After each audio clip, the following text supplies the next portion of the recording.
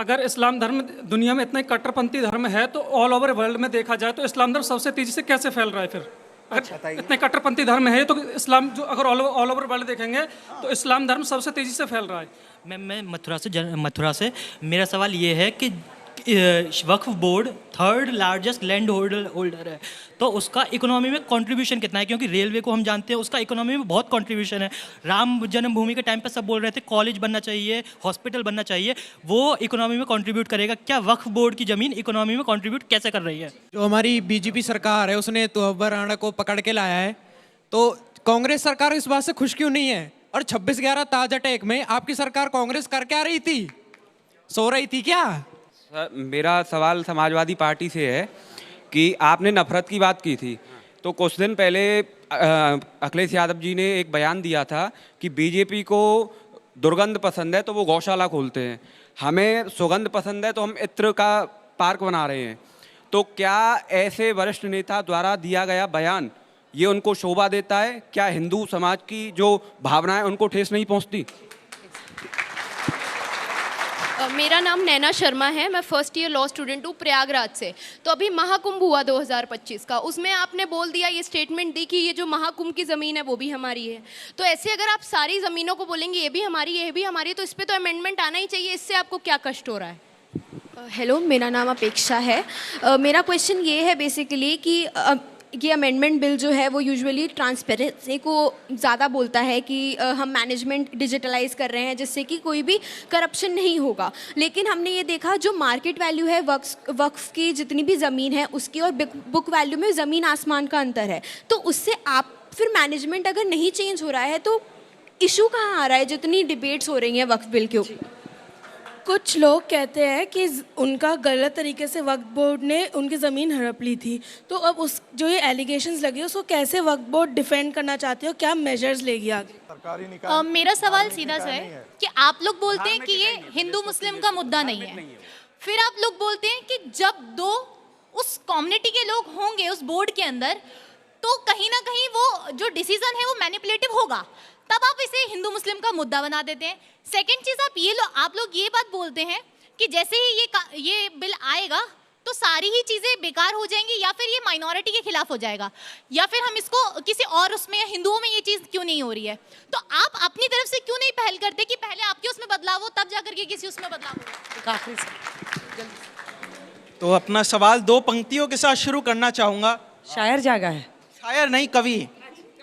वाणी का मैं राजदूत हूँ, सच पर मरने वाला हूँ, डाकू को डाकू कहने की हिम्मत रखने वाला हूँ।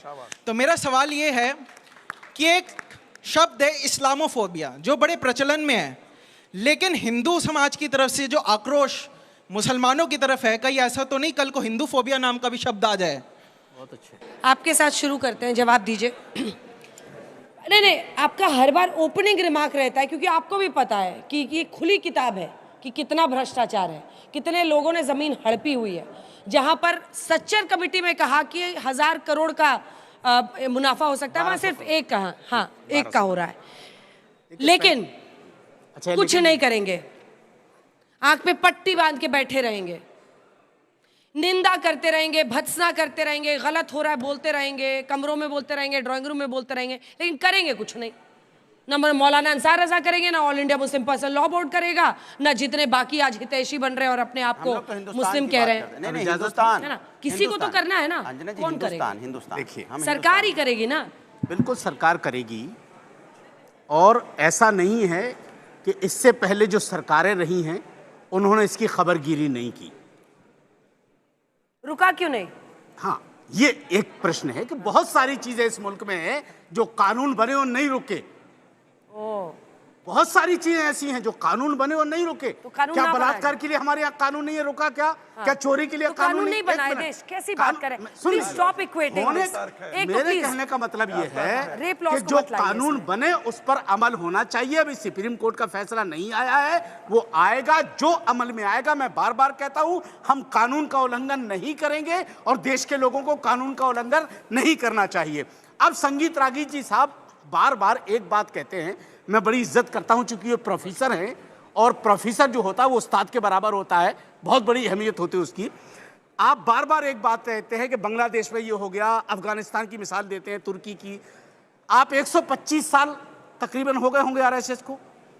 कत्लेआम हुआ बांग्लादेश में, क्या किया आप लोगों ने जो यहाँ बैठ करके टीवी पे आप भाषण कर रहे हैं? क्या करें जाके? तो फिर बात क्यों करते हैं? फिर बात क्यों करते हैं? देश में आरएसएस करेगा या मैं ये कह रहा हूँ राहुल गांधी, एक मिनट सर, हम तो बता रहे हैं सर सुन लीजिए, बताइए मत, का चरित्र सुन लीजिए। 125 साल आपका चरित्र पूरी दुनिया ने देखा कि 60 रुपए पेंशन लेते थे अंग्रेजों से। पाकिस्तान में आप क्या बात कर रहे हैं? बांग्लादेश में आप क्या इस मुल्क को तोड़ने के लिए, छोटा सा जवाब फिर मुझे पश्चिम बंगाल के अंदर क्या? अरे सुनो सर, बोलिए सर, इस मुल्क को तोड़ने के लिए, इस मुल्क को तोड़ने के लिए सावरकर 60 रुपया लेते थे तनख्वाह। एक चीज जवाब दे दे, चूंकि उनको बोला। अंजना जी, मैं सिर्फ इतना ही बताना चाहता था कि बांग्लादेश के अंदर बहुसंख्यक हुआ, पाकिस्तान के अंदर बहुसंख्यक हुआ, अफगानिस्तान के अंदर बहुसंख्यक हुआ, तो वहां के माइनॉरिटी की क्या दुर्दशा हुई। एक दूसरी बात, वक्फ बोर्ड का मैनेजमेंट का मामला रिलीजियस नहीं है। तो हम भी कह सुप्रीम रहे हैं कोर्ट का जजमेंट आप पढ़ लीजिए, इलाहाबाद का जजमेंट पढ़ लीजिए। यदि आपने ज्वाइंट पार्लियामेंट्री कमेटी की रिपोर्ट पढ़ी होती तब भी पढ़ लीजिए। Management is a secular domain और सेकुलर डोमेन में स्टेट इंटरफेयर कर सकता है, इसलिए इस पर कोई विवाद नहीं होना चाहिए। मुझे लगता है यही भ्रम इस देश में आतंकवाद को लेकर भी राजनीति करने वाले फैला रहे हैं, और इसमें एक बड़ा वर्ग मीडिया का भी है जो बार बार देश में फैला रहा है कि कांग्रेस पार्टी आतंकवाद पर जो है उसको नहीं पकड़ी। अरे भाई, कसाब को किसने फांसी दी थी?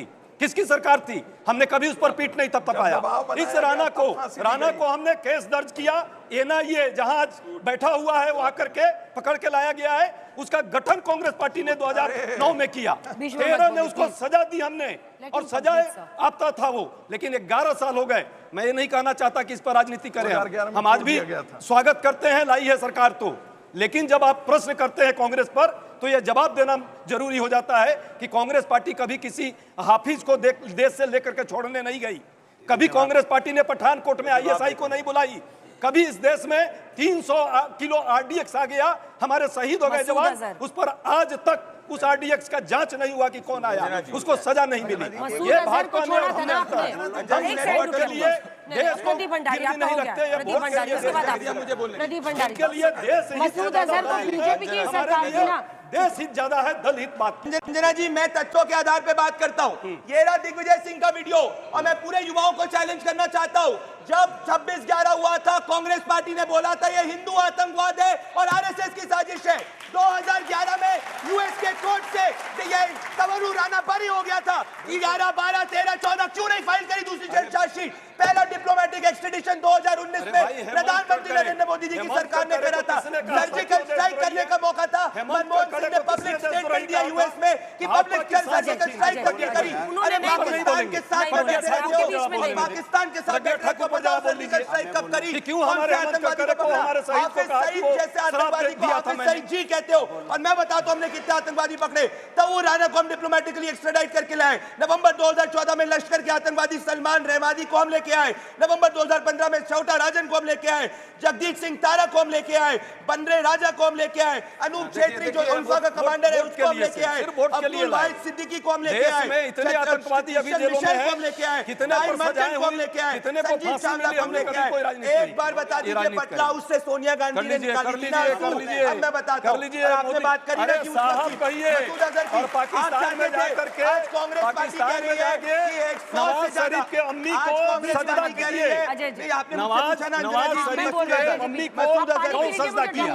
अंजना जी, जब देश की बात आई, पानी पी लीजिए। अंजना जी, आपने मसूद अजहर की बात करी। क्या कांग्रेस पार्टी ये बोल रही है कि 100 से ज्यादा जो हमारी भारतीय उन की जान को जाने देते हम? अरे नवाज शरीफ के मम्मी को, नवाज शरीफ के मम्मी को सजदा कौन किया? एक सर्जिकल स्ट्राइक सजदा कराते हो, मनमोहन सिंह ने किया। स्वागत करने के लिए यहाँ देश में आईएसआई को बुलाते हो, यहाँ कानून बनाते हो। अनुराग जी, जो बच्चे का सवाल था, आपका सवाल था ना, वो हाथ उठा रहा है, आपका सवाल। एक सेकंड रुकिए, एक बार चुप हो जाओ। फिर संगीत राहुल जी, शब्द अनुराग भदौरिया नाम नहीं है, अनुराग जी, उन्होंने बोला कि हिंदू धर्म का अपमान नहीं होता है। जब आप कहते हैं कि दुर्गंध आती है इसलिए जवाब दे रहा हूँ, गौशाला बना, एकदम जवाब दे रहा हूँ, गौशाला पे दे रहा हूँ। सबसे बड़ी बात है, महात्मा गांधी जो इस देश के, सब लोग उनको महात्मा गांधी बोलते हैं, राष्ट्रपिता हैं, उनके हत्यारे को ये इनके नेता राष्ट्रभक्त बोलते हैं, उस पर जवाब नहीं देंगे। आप इसका सवाल दें, इन्होंने जो गौशाला का बात हमसे पूछी, मैं बता रहा हूँ।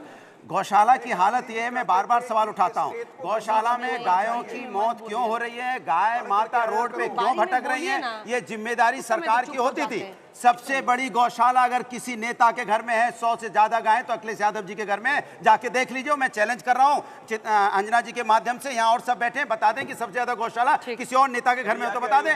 ये बोलोगे जो गौ माता पे राजनीति तो करेंगे, लेकिन गौशाला नहीं दिखा पाएंगे। वीडियो दिखाइए, कौन सा गौशाला का वीडियो आपके किसी नेता घर में है, लेकिन अखिलेश यादव जी के घर में। और अखिलेश यादव जी एकमात्र ऐसे नेता है जो गांव में रहते हैं। इनका कौन सा नेता जो गांव में रहता हो? सैफी का नाम कौन नहीं जानता? सैफी का नाम कौन, उन्होंने गांव के नाम का विकास किया, इन्होंने अपने गांव का नाम नहीं रोशन किया। सैफाई में नाच गाना किस तरीके से करते थे? मां बाप का गांव का नाम रोशन करता है। सैफाई के अंदर गांव में रहते थे आप, बड़े-बड़े एक्टर एक्ट्रेस को बुला के किसी नेता के बारे में गांव का जल्दी से चुप हो जाइए, दोनों चुप हो जाइए। फैज खान जल्दी से, कई जगहों पर विरोध प्रदर्शन हो रहा है, कोई नेता वहां उकसा रहा है, कोई वहां नहीं। सर टाइम नहीं, इन्होंने गोद लिया था, गांव गोद लिए थे, गांव कहां है? नहीं, जो गांव गोद लिए थे वो गांव कहां है? इन्होंने गोद लिए थे ना, भारतीय जनता पार्टी ने गांव गोद लिए। बिस्मिल्लाहिर्रहमानिर्रहीम, रब्बि इश्रह ली सदरी व यस्सिर ली अमरी वहलुल उक़दतन मिन लिसानी यफ़क़हू क़ौली।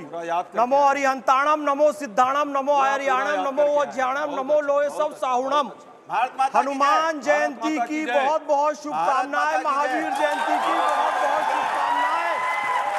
अब एक होता है अंजना जी खुदाई काम, एक होता है शैतानी काम।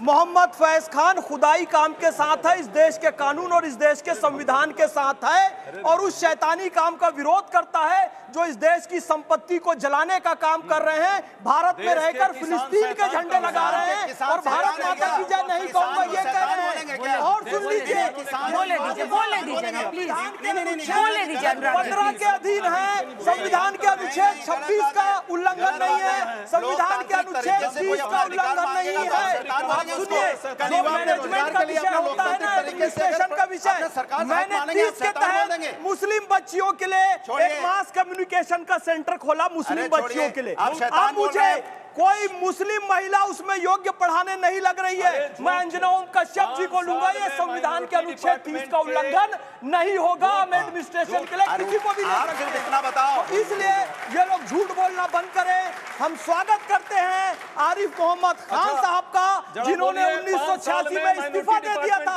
तुम्हें मुस्लिम महिला को हक नहीं दे सकते लोग, संसद में कानून लाकर बदल दिए थे, और अब शाहबानो 2 करने की धमकी दे रहे हैं। फिर मुस्लिम महिलाओं बच्चों के हक में कार्यक्रम आया, फिर विरोध प्रदर्शन। तालियों के साथ आप सभी का